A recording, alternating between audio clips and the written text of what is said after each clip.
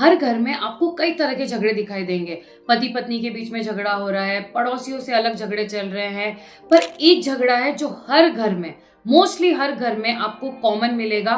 वो है बाप दादाओं की संपत्ति को लेकर खींचातानी। क्योंकि घर में बहू कुछ बोल रही है, बेटा कुछ बोल रहा है, बेटी कुछ बोल रही है, फादर अपने फादर से लड़ रहे हैं, क्योंकि किसी को पता ही नहीं है कि उनके हक में कितना हिस्सा आएगा। जब आपको अपने अधिकार ही नहीं पता है, तो इसीलिए ये जो लड़ाई होती है पार्टीशन को लेकर या फिर अपने राइट्स को क्लेम किया जाता है, जब आपको अपने अधिकार ही नहीं पता है तो आप किस चीज को लेकर क्लेम करेंगे।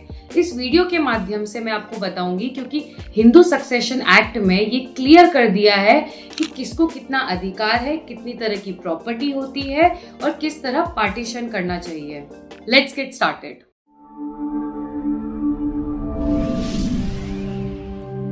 सबसे पहले जानते हैं प्रॉपर्टी कितने टाइप्स की होती है। हिंदू सक्सेशन एक्ट के अकॉर्डिंग प्रॉपर्टी दो टाइप्स की होती है, ancestral property and self acquired property. Ancestral property का मतलब होता है जो हमारी पुश्तैनी जमीनें हैं, जो बाप दादाओं ने अपने जीवन काल में कमाई है और वो आगे इनहेरिट होकर जा रही है, वो कहलाती है एंसेस्ट्रल प्रॉपर्टी। उसके बाद आती है सेल्फ एक्वायर्ड प्रॉपर्टी। इसका मतलब है जो फादर ने अपने लाइफ टाइम में अपनी कमाई से जो प्रॉपर्टी खरीदी है, खुद की कमाई हुई प्रॉपर्टी, बेसिकली उसे कहा जाता है सेल्फ एक्वायर्ड प्रॉपर्टी। अब बात करते हैं अधिकारों की। जैसा कि आप सब जानते हैं कि पहले डॉटर्स को अधिकार नहीं था, चाहे एंसेस्ट्रल प्रॉपर्टी हो चाहे सेल्फ एक्वायर्ड प्रॉपर्टी हो, क्योंकि हिंदू सक्सेशन एक्ट में ये क्लियर कर दिया था कि कैसी भी प्रॉपर्टी हो उस पर सिर्फ और सिर्फ बेटों का अधिकार है।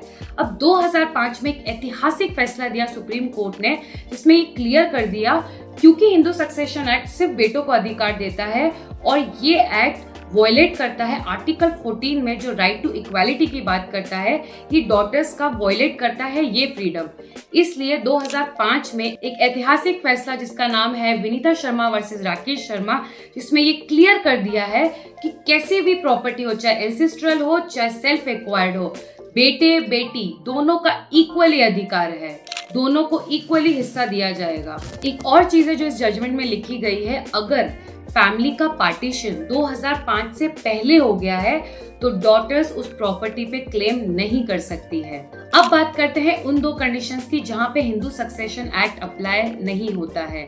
सबसे पहली और इम्पोर्टेंट कंडीशन, अगर फादर वसीयत बना के गए हैं, वसीयत में ये लिख कर गए हैं कि प्रॉपर्टी किसी भी स्ट्रेंजर या किसी भी ट्रस्ट को देकर गए हैं, उनकी डेथ के बाद डॉटर या सन कोई भी प्रॉपर्टी पे क्लेम नहीं कर सकता। सेकेंड कंडीशन, ये कंडीशन सिर्फ सेल्फ एक्वायर्ड प्रॉपर्टी पे लागू होती है।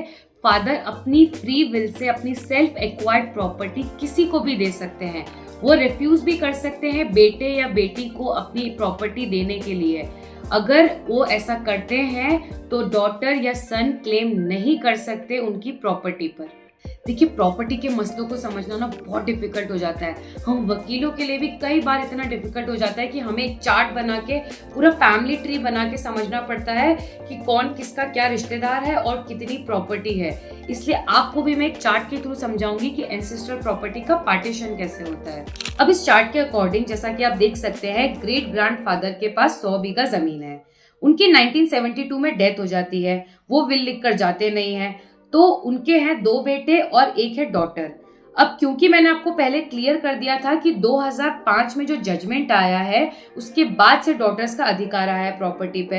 अब ये है 1972 का पार्टीशन, तो 2 बेटों में ही इसको इक्वली डिवाइड कर दिया जाएगा। अब 100 बीघा जमीन है तो आधा आधा हिस्सा दोनों बेटों में डिवाइड हो गया। उसके बाद अब पहले बेटे के 4 बच्चे होते हैं, 2 बेटे और 2 बेटियां। अब उनके बीच में जो पार्टीशन होता है वो होता है 2016 में। क्योंकि अब 2005 के बाद बेटियों का अधिकार आ गया है, तो वो जो आधा पार्टीशन हुआ था परदादा से, वो चारों बच्चों में इक्वली डिवाइड किया जाएगा, यानी 1/8, 1/8, 1/8, 1/8। क्योंकि सन 1 को जो ये आधा हिस्सा मिला है 100 बीघा में से, ये इसका एब्सोल्यूट ओनर नहीं है, ये इस प्रॉपर्टी को बेच नहीं सकता। इसको ये प्रॉपर्टी आगे इसके जो भी बच्चे होंगे, बेटे हो या बेटियां हो, तो उसको उनमें इक्वली डिवाइड करनी ही पड़ेगी, क्योंकि ये एंसेस्ट्रल प्रॉपर्टी है और ये इसका एब्सोल्यूट ओनर नहीं है। अगर ये इनकी सेल्फ एक्वायर्ड प्रॉपर्टी होती तो वो उसका एब्सोल्यूट ओनर होता। ये तो था पार्टीशन ऑफ एंसेस्ट्रल प्रॉपर्टी। ऐसे ही partition of self acquired property होती है, बट इसमें कुछ चेंजेस ऐसे हैं कि फादर की क्योंकि वो सेल्फ एक्वायर्ड प्रॉपर्टी है तो वो अपनी फ्री विल से किसी को भी दे सकते हैं। वो रिफ्यूज भी कर सकते हैं, चाहे बेटे को ना दे चाहे बेटी को ना दे। पर हाँ, वो एक चीज नहीं कर सकते कि उन्होंने सिर्फ बेटे को अपनी प्रॉपर्टी दे दी और बेटी को नहीं दी। ऐसे केस में बेटी अपना राइट क्लेम कर सकती है। कई घरों में मैंने ऐसे केसेस भी देखे हैं कि मदर की प्रॉपर्टी जो विल के थ्रू आई है, जो गिफ्ट के थ्रू आई है, उस पे किसका अधिकार है। उसमें क्या होता है, देखिए मैंने अपने पहले वीडियो में स्त्री धन के बारे में जब मैंने बात किया था तब मैंने ये क्लियर कर दिया था कि वुमेन को कोई भी प्रॉपर्टी आ रही है, चाहे विल के थ्रू आए, चाहे ट्रांसफर के थ्रू आए, चाहे स्त्री धन के रूप में दिया जाए, उस प्रॉपर्टी की एब्सोल्यूट ओनर वो वुमेन ही रहती है, तो वो उसकी सेल्फ एक्वायर्ड प्रॉपर्टी ही कहलाएगी।